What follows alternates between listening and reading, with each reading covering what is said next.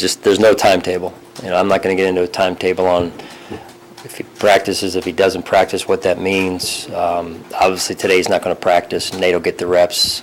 Joe will also. You've been around this league a long time, as have I, and we don't get into records.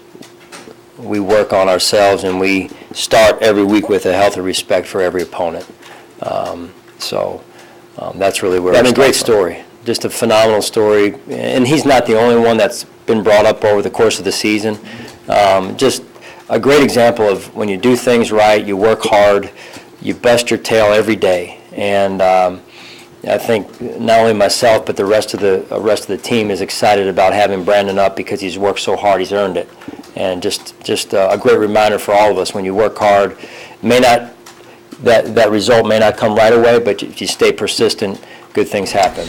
Yeah, it's just he's been battling through it, and he's been toughing it out, and we just got to the point where we just we had to do something. Sean, did you say that Eddie won't practice today? I'm sorry? Eddie Yarbrough won't practice today? Correct. Is there a concern with him on Sunday after Jack's shut down now? Eddie, I guess, would be the next guy up, so is there a concern with him on Sunday? Well, you use the word concern. There's always a concern anytime a guy doesn't practice.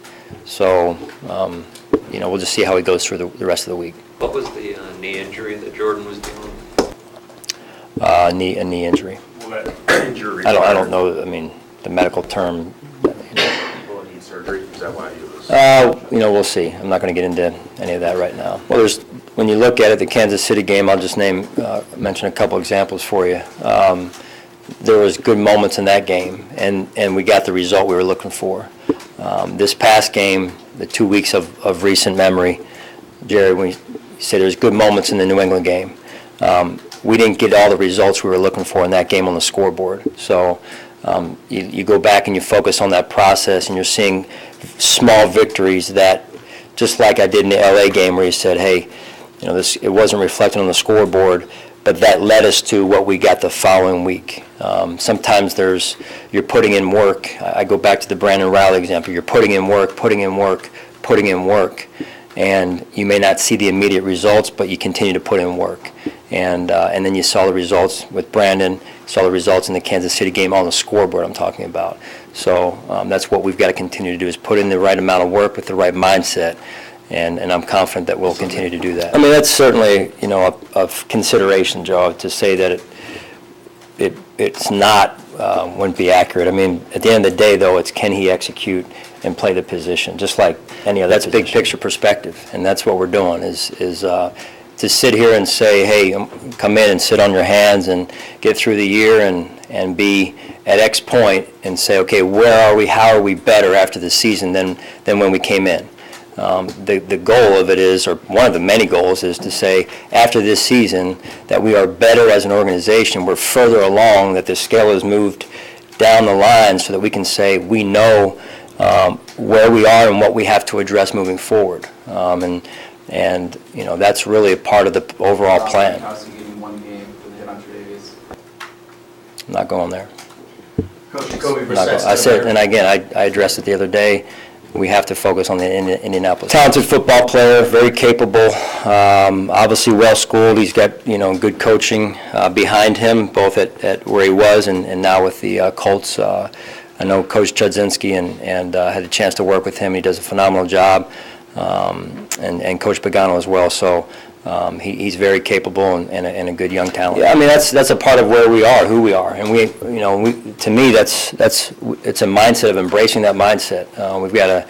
This is where we are. This is who we are, and we take pride in where we live and the elements that come with that. And embracing that goes a long way towards our success and what happens out here on Sundays when we get a chance to play in front of our fans, and then with that comes proper game planning because of the type of conditions we could face.